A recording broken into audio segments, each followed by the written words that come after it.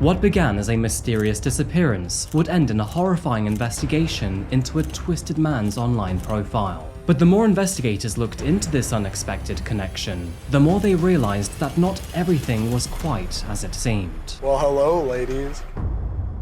Welcome back to Coffeehouse Crime, folks. My name is Adrian, and today we're looking into the twisted online world of Samuel Woodward and the red flags he left behind. Filled with hate, lust, violence, and secrets, this guy was a far cry away from his victim, Blaze. And Samuel, well, he left behind scores of hateful content all over the internet, and so when the authorities finally found his online profiles, he basically wrote the prosecution's story all by himself, therefore leaving this story quite predictable, but also incredibly shocking. Now, before we begin, I don't need to tell you how dangerous the internet can be, and Samuel, he isn't the only one lurking behind digital shadows. Please allow me to briefly take you to a few happy places, such as restaurants, coffee shops, and airports.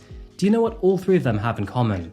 They likely have free public Wi-Fi, and if you're anything like me, you've probably connected to them at least a few times in the past. However, did you know that every single time you do connect to this public Wi-Fi, you're actually risking your data being stolen? Now, hackers love to steal passwords, keystrokes, and sensitive data such as photos or even banking information.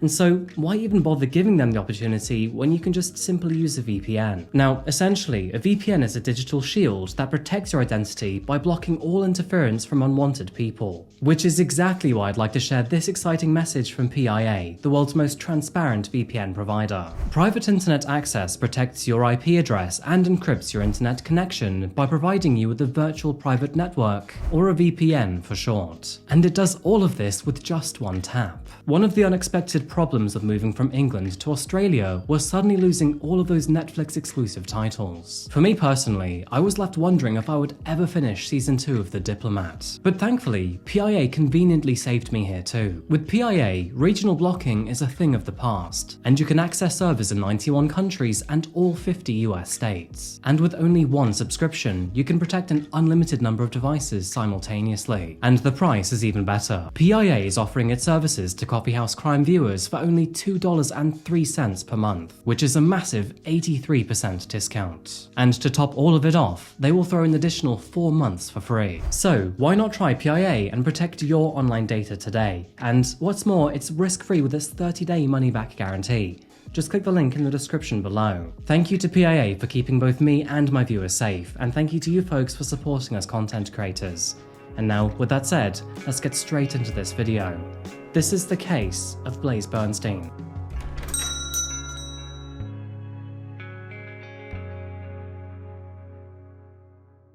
It was late in the evening of January the 3rd, 2018, that 19-year-old Blaze Bernstein was officially reported as missing by his parents, all who lived in Lake Forest of California. You see, although Blaze had recently moved away to Pennsylvania to study at university, he had come back for the holiday season. However, the festive period had now finally come to an end, and so with Christmas and New Year's now finally over, Blaze was looking to return to Pennsylvania within the next few days. To set the scene here, Lake Forest is only several miles away from the coast and, in general, is a very beautiful place to be.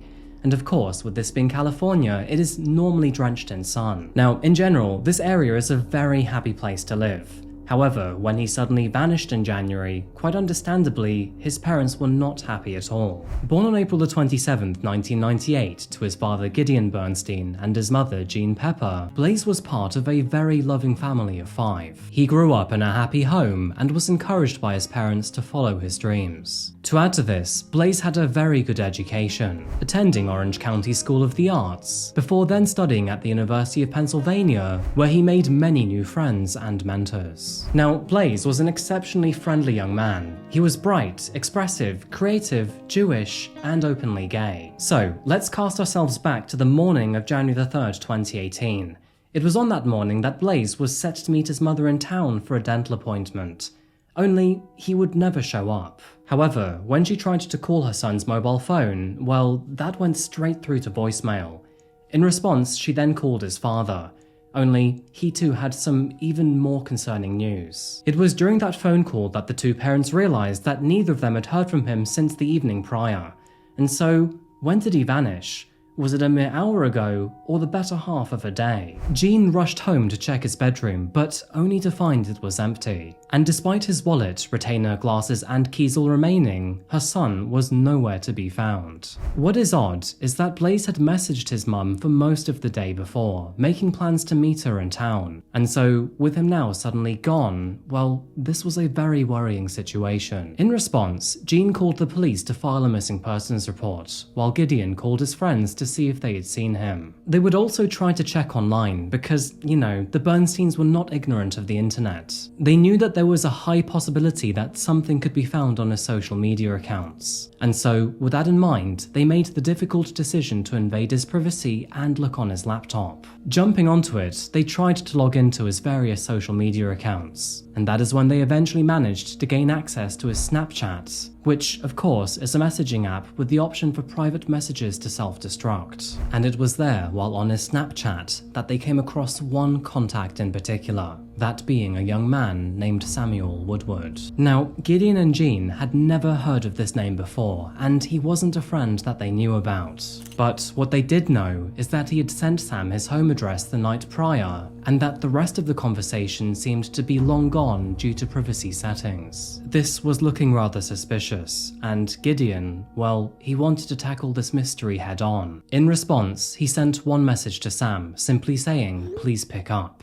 That is when he dialed Sam's mobile phone number, all while Gene recorded the call in the background. The word "hello" weakly spoke out on the other end of the line. Gideon responded with, "Hey, I have just cracked into my son's Snapchat account, and I saw that you had been trying to find him. So, you're the first real clue to the puzzle here." Sam replied with, "I picked him up at 11. He then described how he had driven the two of them to the nearby Borrego Park before then parking up.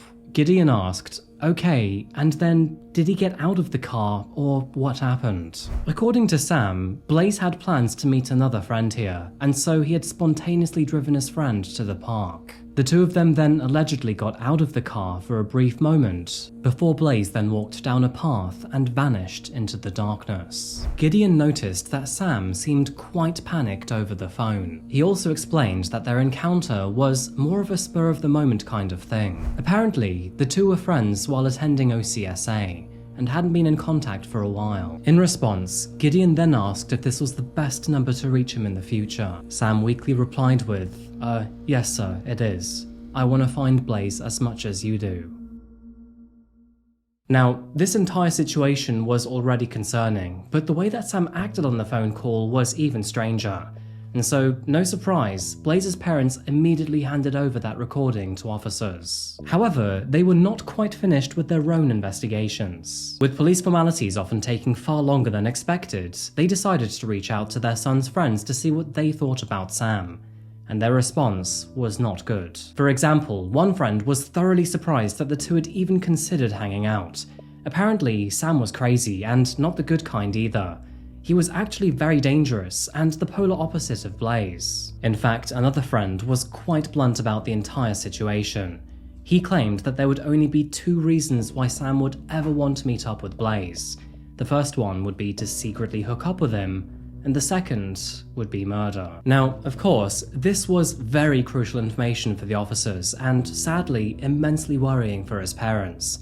And so, with him now officially declared as missing, search operations to find him began immediately. One of the local rabbis named Arnold Rackless would coordinate the search from the university synagogue, a place where Blaze was not just an active member, but also seen as a role model. The local community would print thousands of flyers to help spread the word about his disappearance. And although detectives did have a lead in Sam Woodward, it was unfortunately hardly concrete. At this moment in time, there was very little evidence, and not only was it entirely circumstantial, but it was not enough to warrant an arrest. Moving forward, the search for Blaze was an ongoing slog. From early mornings right the way through to dark nights, search parties would work through California's countryside all day, and sometimes long after sunset. But as the days approached the 1-week mark, the community became increasingly frustrated with the lack of progress made by the police. With it being winter in January, the sun had also vanished from California's skies. The heavy rain reflected their dampened spirits, as the heavens opened up above hundreds of searchers. However, it would be that rain that was the very thing which led this case to a breakthrough. In light of his disappearance, that park where Blaze had vanished from had become a stomping ground. Many search parties began from this very spot, usually with the park as a focal point of interest. But the newly found rain had changed the earth around the park, and underneath this wettened soil emerged a devastating clue. On January the 10th, 2018, only 1 week after his last known contact with family, Blaze Bernstein's body was found under a mound of hand-compacted dirt, all of which was hidden underneath a large tree branch in the undergrowth of the park. If not for the rain, then his body may never have been uncovered. After an investigation into his body, it appeared that he had been viciously stabbed a total of 28 times, indicating that whoever had murdered him had done so with an explosive amount of hate. The scene was contained as soon as the discovery was made, with DNA samples being recovered not only from his body, but the surrounding area too. However, as you can probably imagine, before those samples could even be analysed, detectives had one person firmly in their spotlight, that being his so-called friend, Samuel Woodward.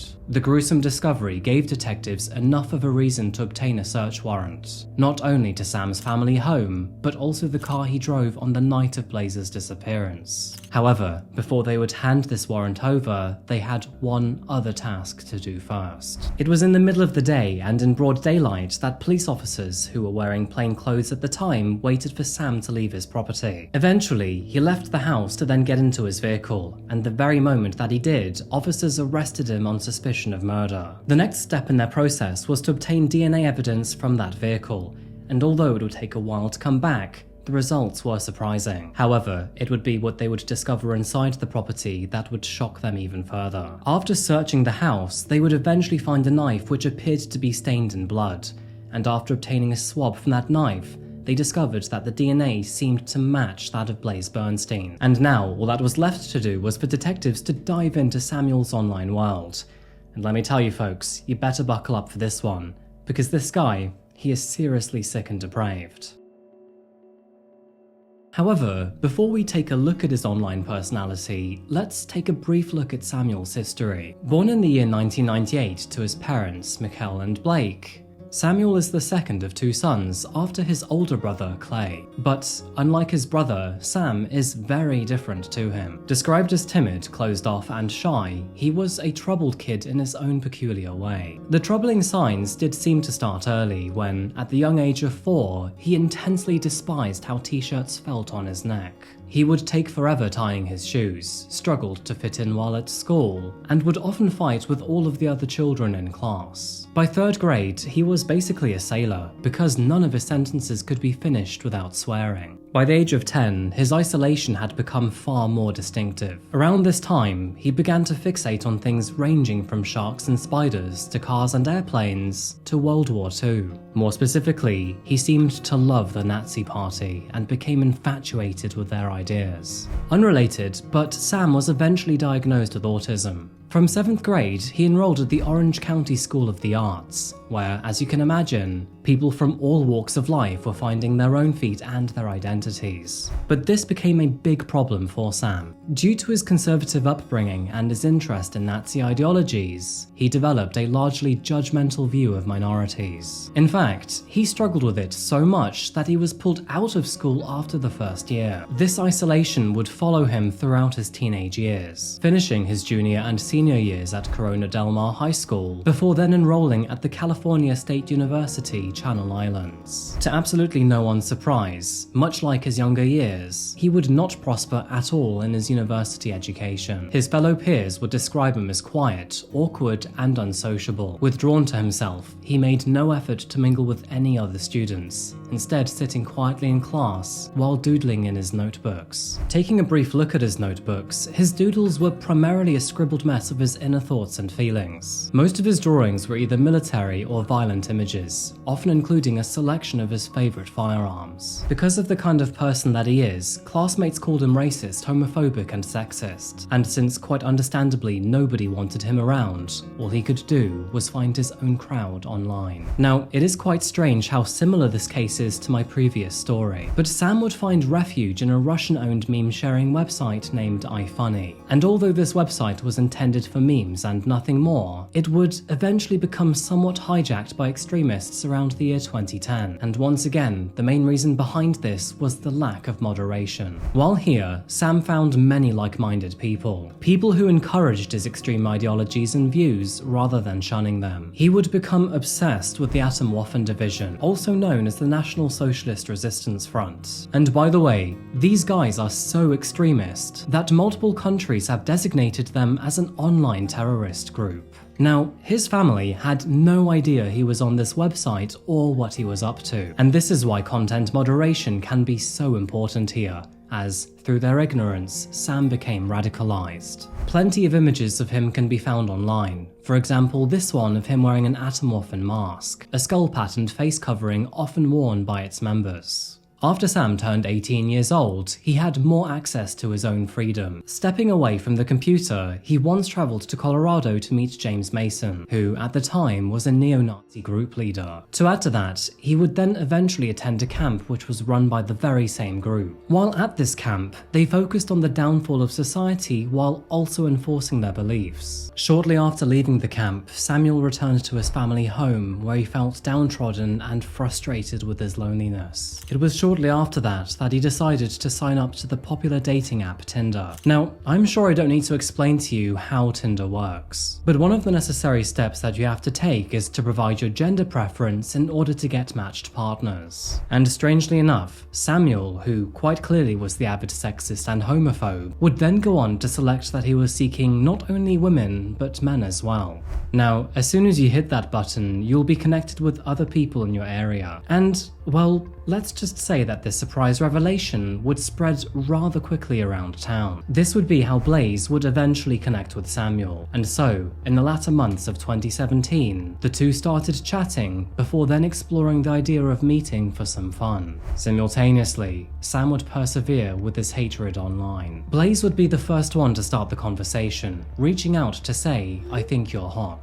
But the real surprise was from Samuel, to which he then replied with, "You're not too bad looking yourself, Blaze." After that, infrequent messages were exchanged between the two of them. However, due to their physical distance while at university, no physical in-person meeting was ever arranged. That would be until the holiday season and shortly after the new year. Being direct with you here, but we don't actually know if Samuel was genuinely interested in Blaze or if it was a planned attack. There is a chance that he was simply looking for a target, or maybe he was exploring his repressed sexuality. Either way, an investigation into his computer and his online history concluded that Samuel had indulged in gay dating and porn sites many times over the previous months. This was both before and after coming in contact with Blaze. So, my personal opinion is that he was now exploring something that he'd put off for quite some time. Anyway, Sam was on trial for murder and not for his sexuality. But, rather interestingly, he would have a lot to say about both of these things. According to him, he picked Blaze up at around 11 PM, before then driving them to Borrego Park. After that, they then chatted for a short while, before then sparking up a joint. I guess this was something to ease the nerves for Samuel, because, after all, it was the first time he had done anything like this before. Blaze, on the other hand, who was far more confident with his sexuality, would drive most of the conversation, and, according to Sam, due to the effects of weed and him not being used to it, he then began to doze off.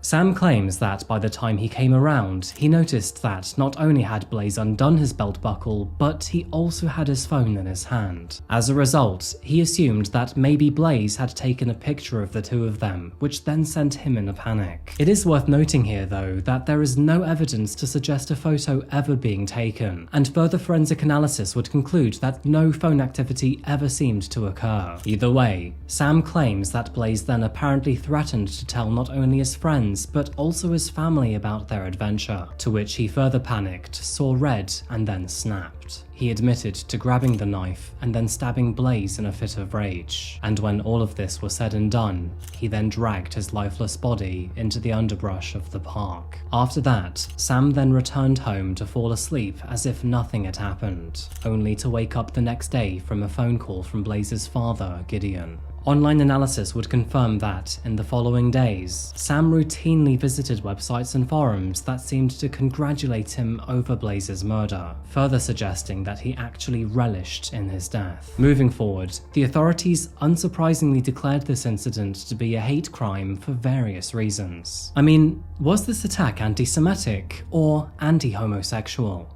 I'll let you decide.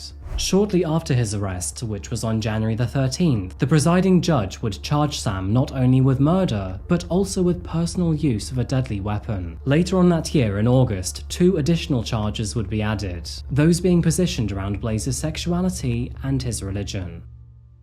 At this point in time, Samuel pleaded not guilty to murder, and unfortunately, with this happening just before COVID, all trial appearances would be sluggish. And although his bail was initially set at $5 million, this would later be revoked, forcing Samuel to remain behind bars until after his trial. Of course, there would be plenty of questions around Samuel's mental health, and some even argued if he was even fit enough to stand trial. However, after being assessed by several psychologists, they found that he was in fact healthy enough. By the time all was said and done and his pre-trial finally commenced, it had been 5 years since Blaze had been murdered. Of course, his family were both furious and very eager to get the trial underway.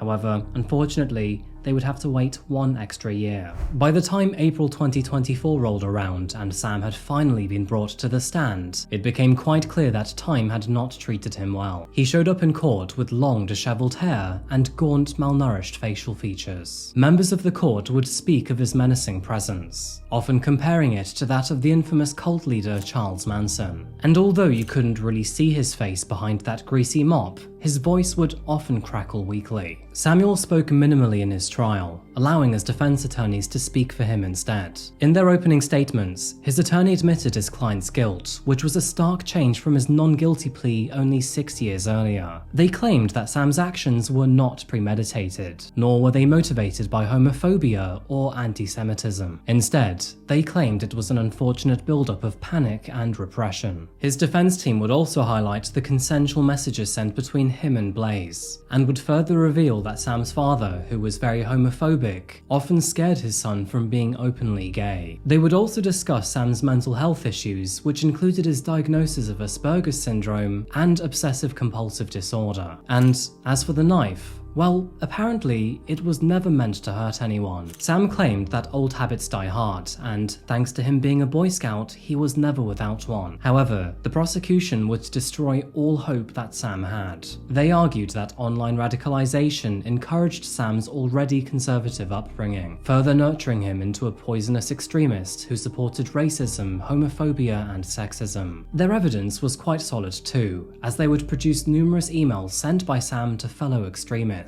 This was alongside photos of him proudly posing with well-known self-identified extremists. But in the end, it would actually be Sam himself who sealed his own fate. When called to the stand, he was asked, "Do you remember what you were thinking when you were driving the knife down?" And after a long pause, Sam replied with, "An anger like nothing I'd ever felt in my life." He would go on to say, "I grew up in a home with my mother and father, and I love them more than I can imagine. My father, though, there is no way, not a chance people like him, just even thinking about the look on his face if he saw or heard about something like that. If that got out somehow, I couldn't fathom that." To no one's surprise whatsoever, on July the 3rd, 2024, which was 6.5 years after the death of Blaze, Sam was finally found guilty of his murder. And it must be noted here that, during his verdict, he did not seem to be remorseful whatsoever. With the jury in the above entitled action, find it to be true that the defendant, Samuel Woodward,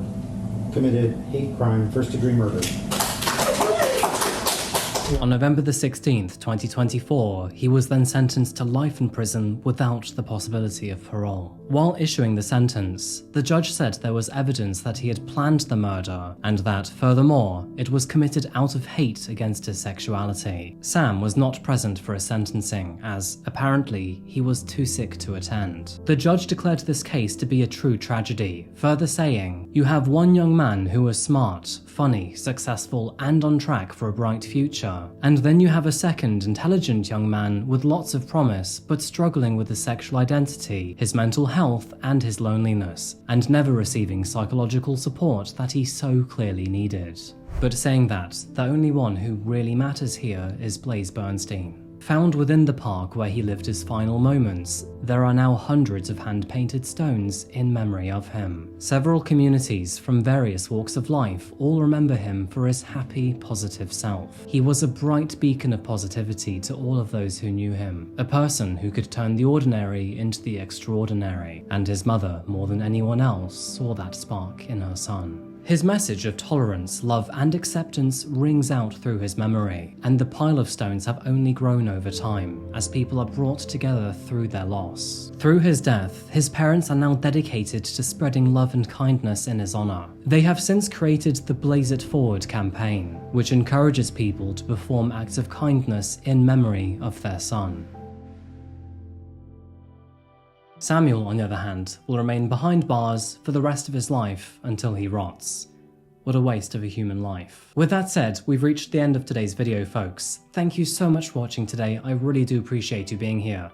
However, before I go, I'd love to know what you think about this story. Why do you think Samuel murdered Blaze? Was this an act of violence against his sexuality or his religion, or was it something else? As always, please share your thoughts in the comments section down below. And thanks again to PIA for sponsoring this video. If you want to protect your data online and get a massive discount while doing it, click the link in the description below. Thank you again for watching today, and as always, I'll see you again very soon for another video. Until that moment arrives though, please do remember to look after yourselves and look out for each other. Thank you so much. Goodbye.